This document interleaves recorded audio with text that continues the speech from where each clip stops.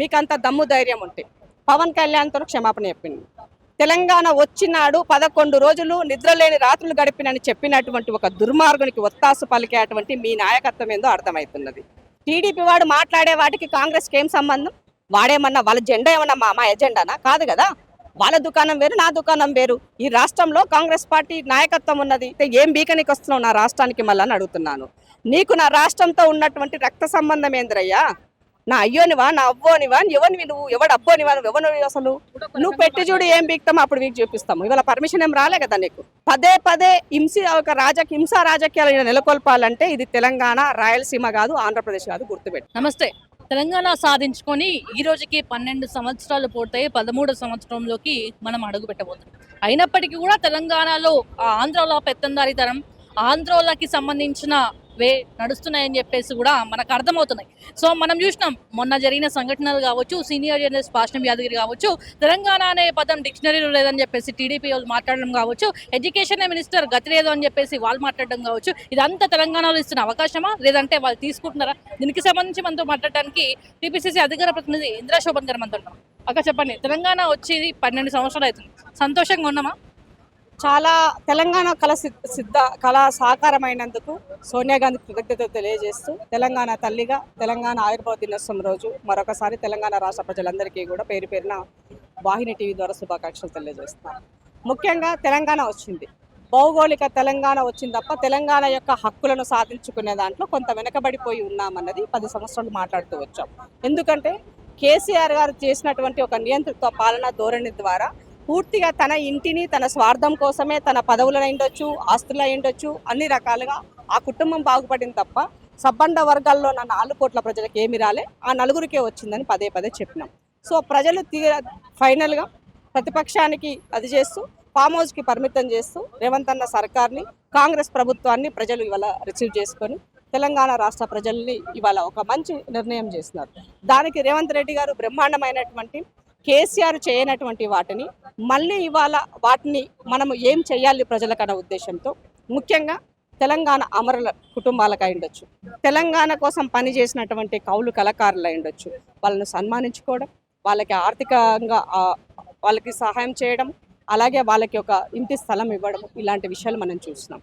So దాదాపు ఒక 9 మందికి ఇచ్చినారని మనం చూస్తున్నాం.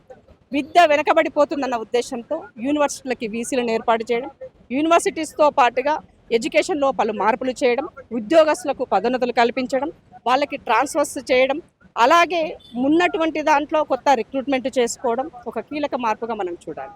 అట్లాగే కేసీఆర్ చెప్పినటువంటి ఏ సన్నబియ్యం గురించి తన మనమడి ముచ్చట చెప్పినాడో తను మాత్రమే చెప్పినటువంటి వ్యాఖ్యలని ప్రాక్టికల్గా చేయలే.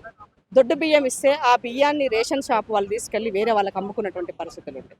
ఇవాళ ఒక క్వాలిటీ నాణ్యమైనటువంటి సన్న బియ్యం పథకాన్ని ఈ దేశంలోనే ఎక్కడ లేనటువంటి ఒక మంచి చారిత్రకమైన ఒక స్కీమ్ని ఈ రాష్ట్రంలో అమలు చేస్తున్నారు. సో పేద ప్రజలకు ఏం కావాలి? కూడు గూడు. ఇవాళ ఇండ్లను దాదాపుగా నిన్ననే మనం చూస్తాం, 1,00,000 ఇండ్లకు నిన్న మన ఆదిలాబాద్లో జంగిల్ జమీన్ అని చెప్పినటువంటి కొమరం భీం జిల్లాలో ఏర్పాటు చేసుకున్నాం. సో చెప్పినటువంటి ప్రతి మాటని ప్రాక్టికల్గా క్షేత్రస్థాయిలో గ్రౌండ్లో ప్రజల మధ్యకి తీసుకుపోతున్నటువంటి నాయకత్వం. 8 లక్షల కోట్ల అప్పైన నా రాష్ట్రాన్ని ఇవాళ ప్రణాళికబద్ధంగా ఆర్థిక క్రమశిక్షణతోటి సంక్షేమాన్ని, అభివృద్ధిని 2 కళ్ళలాగా ముందుకు తీసుకెళ్తున్నటువంటి నాయకత్వం. సో కాబట్టి రేవంత్ రెడ్డి గారిని ప్రజల యొక్క ఆశీర్వాదం మరింత కావాల్సిన అవసరం ఉంది. ఇక్కడ మనం ఎంత తెచ్చుకున్నాం, మనకి ఏమొస్తున్నాయి ఏంది అని పక్కన పెడితే, తెలంగాణకి సంబంధించి, తెలంగాణ అస్తిత్వానికి సంబంధించి ఎవడో ఆంధ్ర నాయకుడు వచ్చి పెత్తందారితనం చేయడం, ఎవరు మన తెలంగాణ అనే పేరు డిక్షనరీలోనే లేదు, దీనికి తెలంగాణకి ఎడ్యుకేషన్ మినిస్టర్ గతి లేదు, ఇవన్నీ మాటలు పడాల్సిన అవసరం ఏముంది?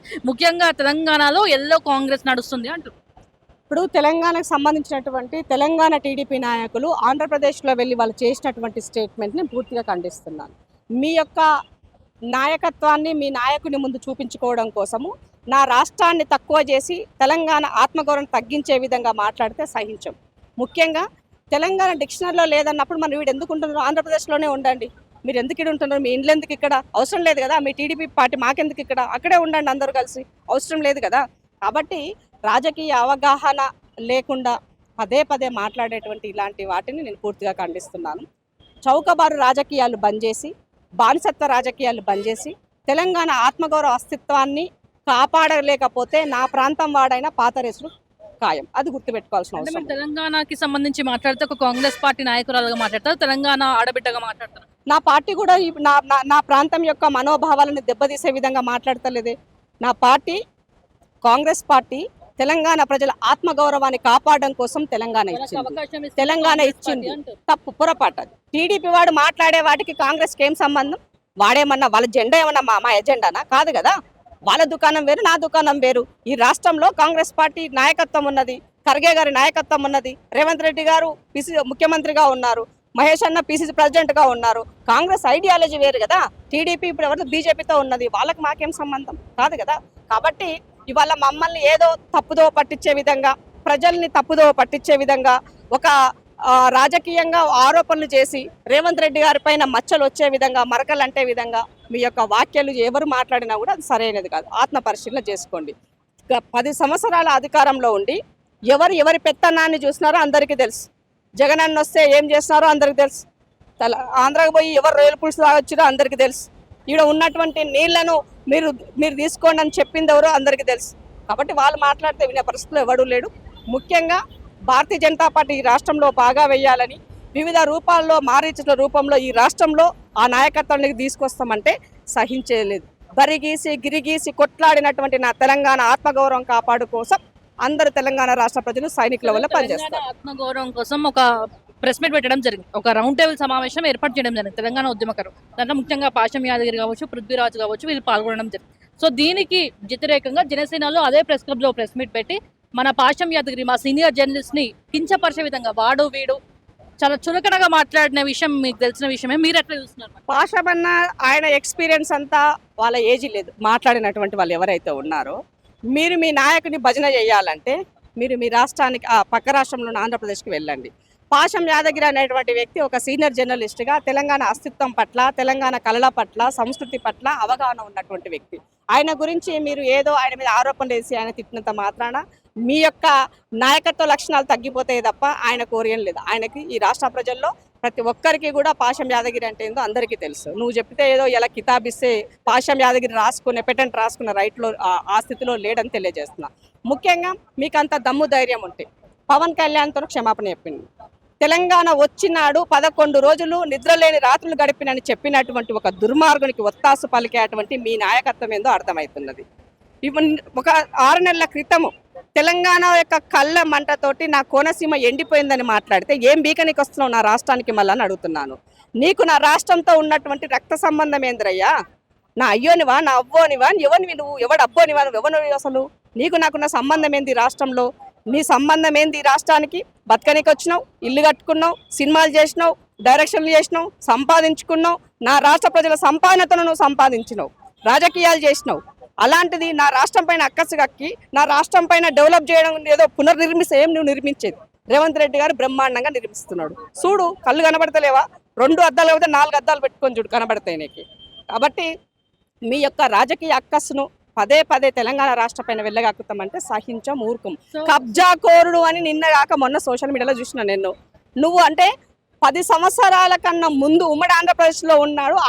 ఆంధ్రులు ఎవరు దోచుకున్నారో, ఎలా కబ్జా పెట్టారో, ఏం చేశారో, నా యాసను, నా భాషను ఏ విధంగా మీరు అవమానించారో ఈ రాష్ట్ర ప్రజలకి తెలుసు. అగైన్ కావాలని నా తెలంగాణ నేను తెచ్చుకున్నాం. మళ్ళీ నీ యొక్క అస్తిత్వం మీద పునరుద్ధం అంటే ఊరుకుంటామని అడుగుతున్నాను నేను. ఒకటే అడుగుతున్నాను, మళ్ళీ నీ వీడొచ్చి ఏం పునర్నిర్మిస్తావు? నీ యొక్క పెత్తనం పునర్నిర్మిస్తావా? నీ రాజకీయాన్ని పునర్నిర్మిస్తావా? నా హక్కులను కాల రాస్తావా? నువ్వు చేసేది ఏంటంటే తెలంగాణలో అని చెప్పేసి నువ్వు పెట్టి చూడు, ఏం బీక్తామో అప్పుడు వీక్ చూపిస్తాము. ఇవాళ పర్మిషన్ ఏం రాలే కదా, నీకు పర్మిషన్ రాలే కదా.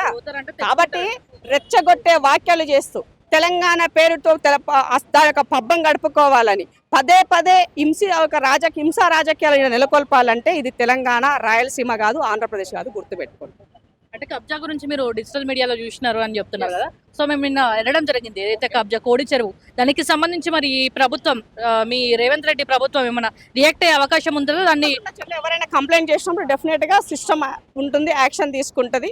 ఒకవేళ ఎవరు కంప్లైంట్ చేయకపోతే సుమోటగా తీసుకుంటది. ఎవరి ఈ తెలంగాణ ఆస్తులను కాపాడడం కోసమే, తెలంగాణ భూములు కబ్జారూపులు ఉన్నటువంటి వాటిని కాపాడడం కోసమే ఇవాళ హైడ్రా ఉంది.